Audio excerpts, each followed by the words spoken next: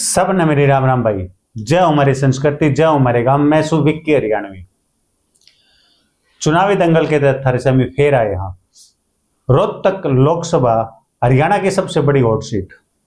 और रोहतक लोकसभा के झज्जर में जो विधानसभा क्षेत्र में हम हाँ, और झज्जर के अंदर आज जो है वो भारतीय जनता पार्टी की विजय संकल्प रैली जो हुई है, और जो उस रैली का रेला निकला है वो तुम साइड में जो क्लिप चलने लग रही हैं, विजुअल्स में देखते होगे।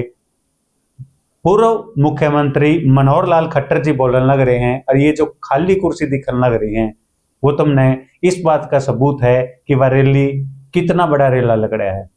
आखिर क्या वजह रही, आखिर क्यों इस तरीके से भारतीय जनता पार्टी की यह रैली सुपर फ्लॉप रैली रही।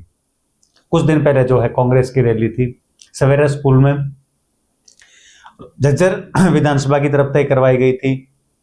दीपेंद्र हुड्डा जी आ रहे थे। उस समय कुछ जो है कुर्सियां खाली दिखाकर ने बहुत सी वीडियो वायरल करी गई थी कि विवाह रैली जो है वो फ्लॉप रही। लेकिन आज की जो रैली रही वह उस रैली के मुकाबले बहुत ज्यादा फ्लॉप मैं कहूंगा इस बात में। और इसका रीजन क्या रहा, कारण क्या रहा, उसके ऊपर चर्चा करेंगे।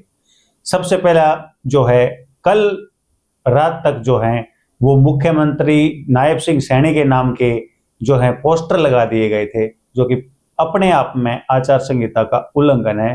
पोस्टर नहीं लगा सकते, आचार संहिता चल रही है। पूरे शहर में पोस्टर लगवा दिए गए थे। और आज सुबह जब पता चला कि भाई नायब सिंह सैनी नहीं आ रहे, तो वे पोस्टर आनन फानन में उतरवाए गए। ऑन कैमरा तो हमने कही बात नहीं करी और ठीक भी नहीं लगता। कुछ बंदे जो थे वो किराए पे भी बुलाए गए थे इस रैली में भीड़ बढ़ाने खातर। वो हमने वहां पे कुछ बंदे थे उनसे बात करी थी तो पता चला था। आखिरकार एक झज्जर की मैं सीट की मैं बात करूंगा। पहले एक झज्जर विधानसभा की सीट की बात कराएंगे। 2019 का तुमने याद होगा, 2019 में जो सीटों की मारामारी थी, मोदी की लहर थी, तो नू एक कयास लगाया जा रहा था कि जो भी सीट लिया होगा वो ये एमएलए बनेगा। और बीजेपी की तरफ से 8 से 10 कैंडिडेट जो थे उन सीटा की दौड़ में थे, जिसमें डॉक्टर राकेश में सीट मिली थी और वो हार गए थे, जो सीटिंग एमएलए हैं गीता बुक्कल थे। लेकिन बात सिर्फ इतनी है, यदि इतना बड़ा संगठन है, विश्व की सबसे बड़ी पार्टी का दावा हो रहा है, उतने बड़े संगठन में वे 10 बंदे हैं जो सीटों के दावेदार थे। क्या वो हर एक बंदा 200-200 आदमी नहीं ला सकता था आज की उस खतर? आज तो सिर्फ 1200 कुर्सी लग रही थी। एक विजुअल में तुमने दिखाने लग रहा हूं, या उन कुर्सियां की है जो कुर्सी पहले ही हटा दी गई थी। लगभग 200-250 कुर्सी तो पहले ही हटा दी थी। जब नू लग गया 3 बजे रैली शुरू होने का टाइम था कि भाई 3 बजे शुरू करना है, और वो लगभग जो शुरू हुई वह 5-5:30 बजे के आसपास शुरू हुई। बाट देख के अगर लोग आए जा एमपी पद के दावेदार वे खुद लोगों ने आ जाओ भाई बैठ जाओ, आ जाओ भाई बैठ जाओ करने लग रहे थे। हमारा पत्रकार भाई भी पकड़ लिया था बैठ जा।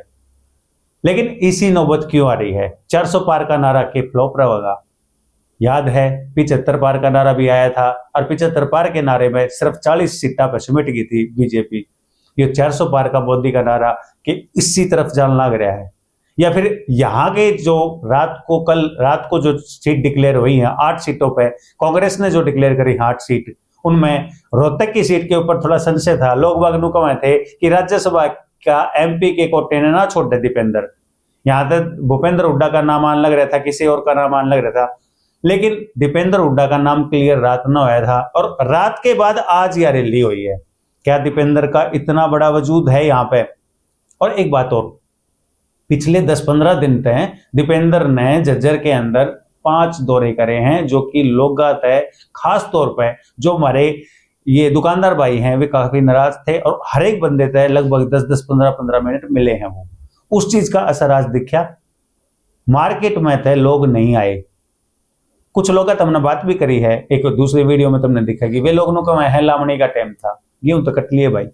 लेकिन चिंता का विषय भारतीय जनता पार्टी के लिए खतरे की घंटी जित भी जावे हैं। जो अरविंद शर्मा जो प्रत्याशी हैं बीजेपी की तरफ से यहाँ रोहतक के, उनका विरोध होने लग रहा है। लोग बाग नारेबाजी करने लग रहे हैं। कई लोग तय चुटकी नु भी लेवे हैं हमने पूछ लिया हाँ अगर भाई दीपेंद्र शर्मा, मैं कौन शर्मा भाई, हम तो शकलते भी ना जानते। इस तरह के कमेंट लोग वहां पास कर रहे हैं। शकलता ना जानने का मतलब उनका सीधा सा है 5 साल तक उस बंदे ने शकल ना दिखाई, अरे ईब एकदम तो वोट मांगने दिया जाए।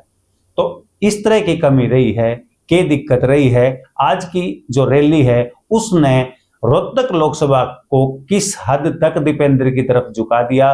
क्या अब एक तरफा जीत होगी दीपेंद्र की, वो तो समय बताएगा। नामांकन पत्र की तारीख 29 तारीख है। 29 तारीख के बाद ये चुनावी सरगर्मी और तेज हो जाएंगी। हमारे चैनल पर तुमने सर्वे भी देखने मिलेंगे और इससे जुड़ी सारी खबर तुमने देते रहेंगे। के रोहतक लोकसभा में रहेगा, बाकी की जो लोकसभा सीट्स हैं उन पर भी चर्चा होती रहेगी। हमारे साथ हमारे राजनीतिक विशेषज्ञ वीरेंद्र राठी जी जुड़ते रहेंगे, उन तक बात करते रहेंगे। हमारा मकसद सिर्फ धरती खबर पहुंचाना है। अरे इस बात ने कोई व्यक्तिगत मत लियो कि भाई हमने जो ये इस तरीके की क्लिप जो दिखाने लग रहे हैं वो बिल्कुल सच्चाई दिखाने लग रहे हैं, इस तरीके की उसमें कोई व्यक्तिगत मत मानियो। और हमारे चैनल पर तुमने सच्चाई देखने मिलती रहेगी। वीडियो ना भाई गणित शेयर कर दियो, चैनल ने सब्सक्राइब कर दियो, सब ने मेरे नाम।